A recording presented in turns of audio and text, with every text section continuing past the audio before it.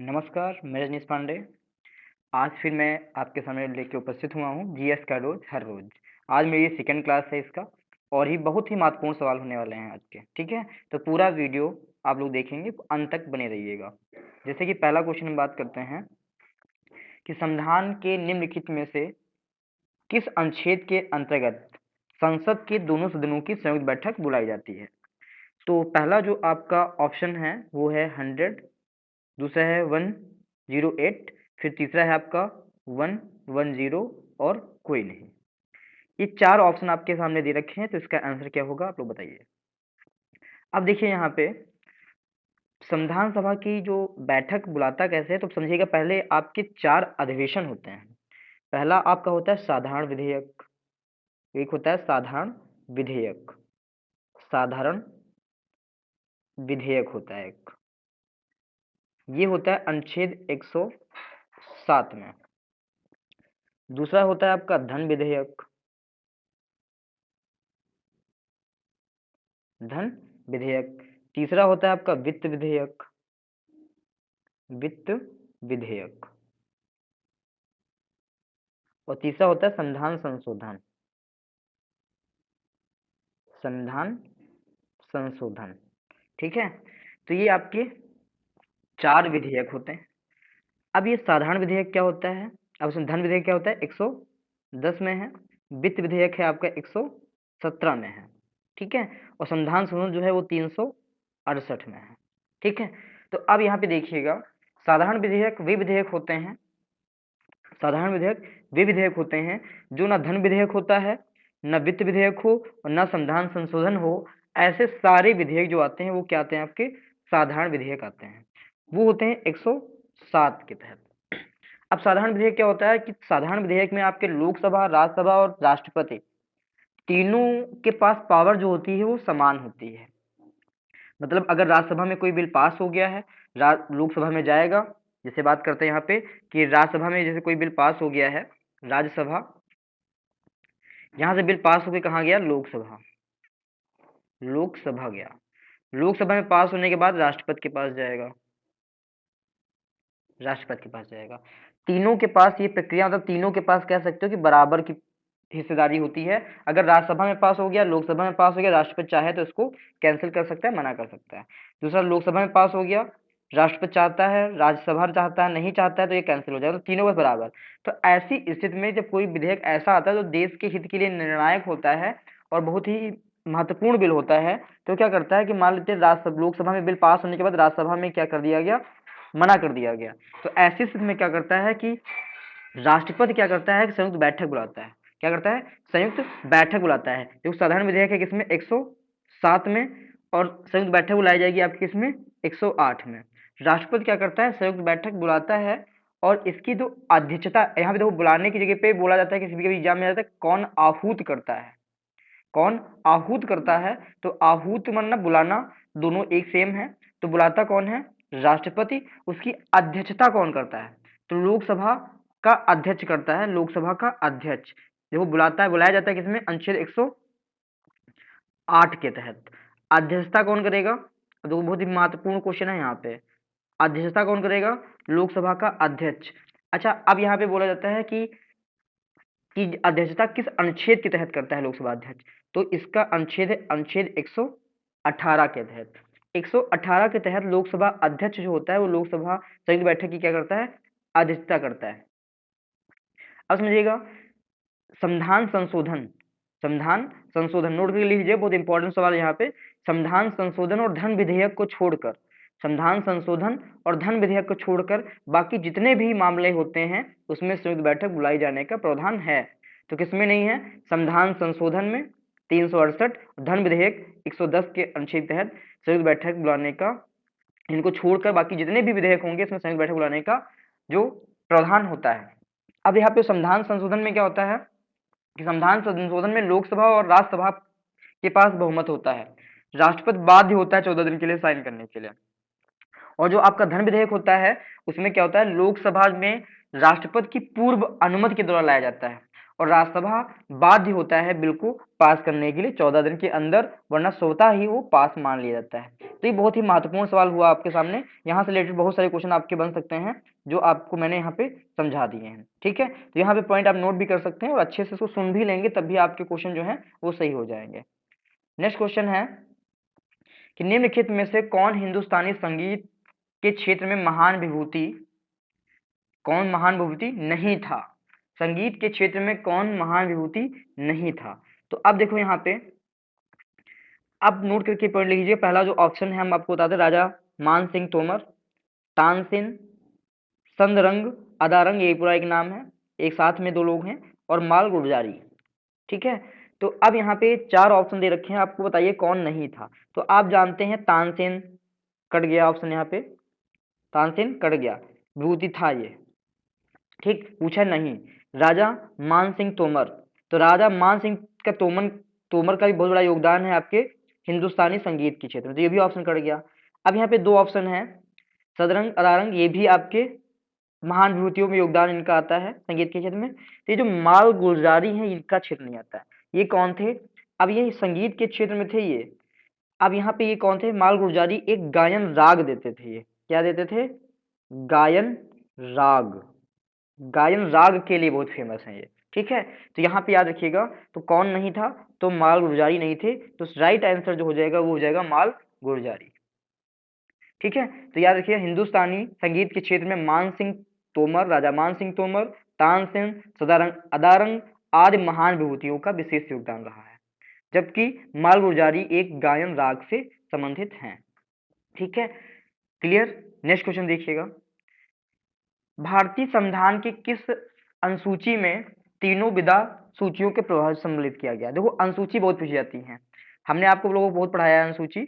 तो बहुत सारे, जैसे प्रथम अनुसूची संघ एवं राज्य क्षेत्र, द्वितीय जैसे पहले में हम पढ़ाते हैं आपको संघ एवं राज्य क्षेत्र से संबंधित है, दूसरी आपका बी से आता है, तो आपका बी से वेतन होता है, सी पे शपथ होता है, ठीक है, डी पे डिवाइडेशन, राज्यसभा की सीटों का बंटवारा होता है, 5 से पिछड़ी जातियों के आरक्षण की बात कही गई है, असम, मेघालय, त्रिपुरा और मिजोरम को छोड़कर।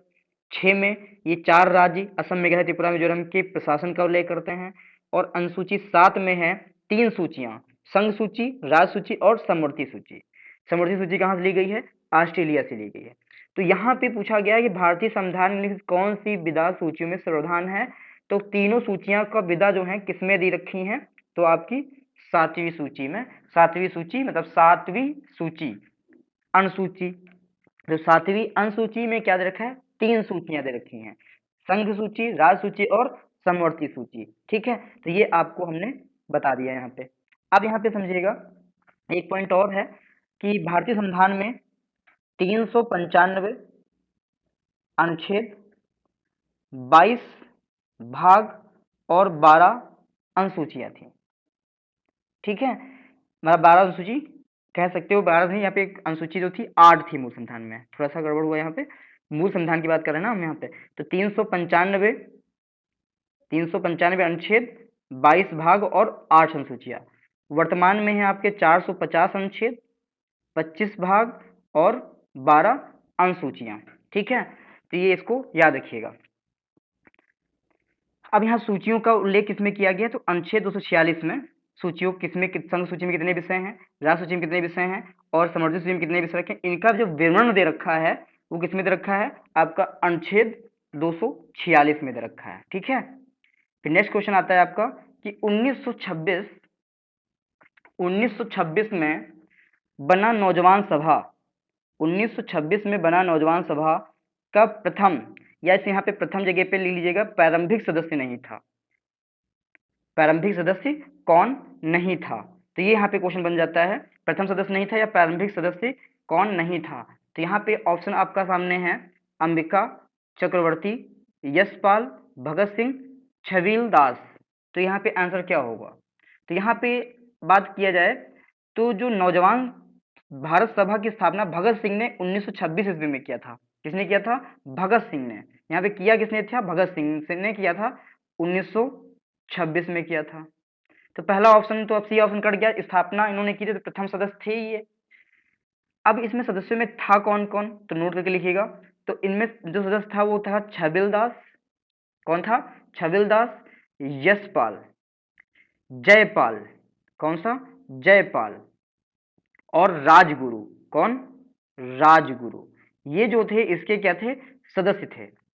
अब यहाँ पे जो था अंबिका चक्रवर्ती, अंबिका चक्रवर्ती जो कि आपका पहला ऑप्शन है, ये संविधान सभा के सदस्य, जो मतलब ये जो आपका था नौजवान सभा के सदस्य नहीं थे। तो इसका आंसर क्या हो जाएगा? आपका ए ऑप्शन बिल्कुल राइट हो जाएगा। इसको आप नोट करके रखिएगा। बाकी जो हमने बोला है इसको, तो जितने भी इसमें सदस्य थे दोबारा हम बोल देते हैं कि 1926 में नौजवान सभा की स्थापना भगत सिंह के द्वारा की गई थी, जिसमें अन्य सदस्य थे छबिल दास, यशपाल, जयपाल और राजगुरु। ठीक है, ये इसके सदस्य थे। नेक्स्ट क्वेश्चन की बात करते हैं। कौन सा विटामिन जल में घुलनशील है? तो अब यहाँ पे बात करिएगा, तो जल में घुलनशील विटामिन आप जानते हैं, तो जल में घुलनशील विटामिन सिर्फ दो हैं, कौन से? बी और सी। जल में घुलनशील विटामिन के अनुसार कौन से हैं? बी और सी। तो यहाँ पे कौन कौन सा हो जाएगा? तो बी एंड सी हो जाएगा ऑप्शन, बी और सी, मतलब दोनों ऑप्शन सही हो जाएगा। बी सी पे डाटा दे रखा है, बी सी जो है जल में घुलनशील है। और वसा में घुलनशील विटामिन कौन सा होता है आपका? ए होता है, डी होता है, ई होता है और के होता है। ये समझिए यहाँ पे, तो जल में घुलनशील विटामिन बी सी, और जो वसा में घुलनशील ए डी ई और के होते हैं। ठीक है, तो इसको आप अच्छे से लिख लीजिएगा, नोट कर लीजिएगा। नेक्स्ट क्वेश्चन की बात करते हैं हम। डाप्सन इकाई, क्या क्वेश्चन है? डाप्सन इकाई जो है क्या मापा जाता है? तो डाप्सन इकाई जो होता है वो ओजोन परत जो होती है, ओजोन की साध्यता मापने के लिए उपयोग में लाई जाती है।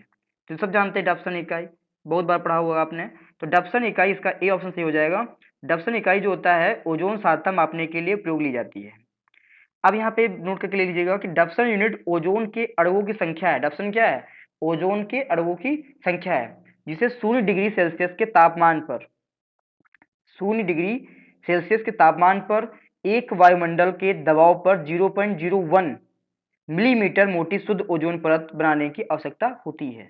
ठीक है, तो ये बहुत इसकी थ्योरी हो गई। तो आप याद रखिए डाप्सन जो है वो ओजोन साध्यता मापने के लिए काम में लाई जाती है। तो इसका ऑप्शन क्या हो जाएगा? ए ऑप्शन आपका सही हो जाएगा। फिर नेक्स्ट क्वेश्चन देखिए, जबरदस्त सवाल आज हैं, बहुत सारे एग्जाम में आपके पूछे जाने वाले हैं। वीडियो पूरा देखिएगा आप लोग, जितने भी लोग देख रहे हैं, कम से कम लोग जो देख रहे हैं, तो वो पूरा वीडियो अच्छे से देखिएगा, नोट्स करिएगा। आप एग्जाम देंगे तो ये क्वेश्चन आपको मिलने वाले हैं। जैसे क्वेश्चन पूछा जाता है कि अखिल भारतीय 1929 में, देखो डेट पहले नंबर पे क्लियर हो गई यहाँ पे कि 1929 में अखिल भारतीय ट्रेड यूनियन कांग्रेस का अध्यक्ष कौन था। ठीक है, तो यहाँ पे समझिएगा इसकी स्थापना कब हुई थी। पहला क्वेश्चन बनेगा यहाँ पे क्वेश्चन मार्क कि इसकी स्थापना कब हुई। तो अखिल भारतीय ट्रेड यूनियन कांग्रेस, इसको एटक भी बोलते हैं, क्या बोलते हैं? एटक। एटक की स्थापना 1920 में हुई थी। कब हुई थी? 1920 में हुई थी। कहाँ हुई थी? अब यहाँ क्वेश्चन बन गया, तो यहाँ पे हुई थी बम्बई में हुई थी। कहाँ पे? बम्बई में हुई थी, बम्बई में हुई थी, जिसके प्रथम अध्यक्ष कौन थे? लाला लाजपत राय थे। प्रथम अध्यक्ष कौन से थे? प्रथम अध्यक्ष, तो प्रथम अध्यक्ष से लाला लाजपत राय, लाला लाजपत राय, लाजपत राय थे। प्रथम अध्यक्ष कौन थे? लाला लाजपत राय थे। अब यहाँ पे जो इसका क्रम चलता आता है, 1928 में इसके अध्यक्ष बनते हैं जवाहरलाल नेहरू। ये भी बहुत पूछा जाता है, 1928 में, नोट करके लिखिए आगे। 1928 में इसके अध्यक्ष बने थे जवाहरलाल नेहरू बने थे। और 1929 में दिसंबर में हुआ था ये सभा, और कहाँ हुआ था? नागपुर में हुआ था। कहाँ हुआ था? नागपुर में। अब यहाँ पे बहुत बड़ा इंपॉर्टेंट आ जाएगा, नागपुर में हुआ था इसका, और इसके अध्यक्ष कौन बने थे? सुभाष चंद्र बोस। तो अब यहाँ पे देखिए ऑप्शन में नहीं मिल रहा है आपका, ऑप्शन में नहीं मिल रहा है। तो इसके 1929 में जो बना था वो बना था नागपुर में, सुभाष चंद्र बोस। अब यहाँ पे पूछा गया है कि 1928 में अखिल भारतीय ट्रेड यूनियन कांग्रेस के अध्यक्ष कौन थे, तो यहाँ पे 28 लिखा है यहाँ पे, तो 29 में थे सुभाष चंद्र बोस, तो 28 में कौन थे? जवाहरलाल नेहरू। तो यहाँ पे याद नोट करके लीजिएगा, यहाँ पे 29 में जो थे लास्ट नीचे लिखिए सुभाष चंद्र बोस, एक ऑप्शन और बढ़ा लीजिएगा, सुभाष चंद्र बोस। तो इसमें कोई ऑप्शन नहीं मिल रहा है। एम एन राय, जयप्रकाश नारायण, जवाहरलाल नेहरू मिल रहे हैं। जवाहरलाल नेहरू कब किए थे? 1928 में इसके अध्यक्ष बने। ठीक है, और 1929 में नए अध्यक्ष बने थे सुभाष चंद्र बोस। और अखिल भारतीय ट्रेड यूनियन की स्थापना कब हुई थी? 1920 में। प्रथम अध्यक्ष थे लाला लाजपत राय, कहाँ पे हुआ था? मुंबई में हुआ था। ठीक है, तो यहाँ इस क्वेश्चन पूछ लेगा कि 1929 में यहाँ पे पूछ लेगा कि कौन था, तो सुभाष चंद्र बोस। 28 में जवाहरलाल नेहरू, पहले कौन सा? लाला लाजपत राय। हुआ कहाँ था? मुंबई में हुआ था। ठीक है, फिर नेक्स्ट क्वेश्चन की बात करते हैं। बालकस, अब देखो यहाँ पे इंपॉर्टेंट है, बालकस झील निम्न किन देशों में स्थित है? अब यहाँ पे नोट करके लिए पहला ऑप्शन जो आपका है कजाकिस्तान, किर्गिस्तान, रूस, तुर्कमेनिस्तान। तो इसका आंसर क्या हो जाएगा? तो इसका जो आंसर हो जाएगा वो हो जाएगा आपका कजाकिस्तान। आंसर क्या हो जाएगा? कजाकिस्तान। कैस्पियन सागर और अरब सागर के बाद, कैस्पियन सागर और अरब सागर के बाद कजाकिस्तान तीसरी सबसे बड़ी झील है। क्या है? कैस्पियन सागर और अरब सागर के बाद कजाकिस्तान की तीसरी सबसे बड़ी झील कौन सी है? वो है बालकस झील। कौन सी है? बालकस झील हो जाएगा इसका आंसर। ठीक है, नेक्स्ट क्वेश्चन जो है 1909 में, अब ये भी क्वेश्चन जबरदस्त है। 1900 नहीं 1809 में राजा राम मोहन राय ने अपनी प्रसिद्ध पुस्तक गिफ्ट टू, कौन सी? गिफ्ट टू मनोतिट किस भाषा में लिखा था? इसका आंसर क्या होगा? तो आप देखो यहाँ पे राजा राम मोहन राय ने एक पुस्तक लिखी, राजा राम मोहन राय ने 1809 में एक अपनी पुस्तक लिखी, प्रसिद्ध पुस्तक नाम था गिफ्ट टू मोनोथिस्ट। तो पूछा जाए कि गिफ्ट टू मोनोथिस्ट किसकी पुस्तक है, तो राजा मोहन राय की। कब लिखी? 1809 में। अब यहाँ पे किस के ऊपर लिखी थी? तो एकेश्वर वादी पे लिखा था। एकेश्वर वादियों का उपहार कहते हैं इसको। किसके बोलते हैं? लिख लीजिएगा इसे, एकेश्वरवाद, एकेश्वर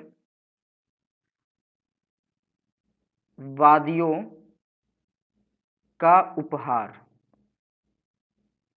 एकेश्वरवादियों का उपहार भी कहते हैं इसे। किस भाषा में लिखी थी इन्होंने?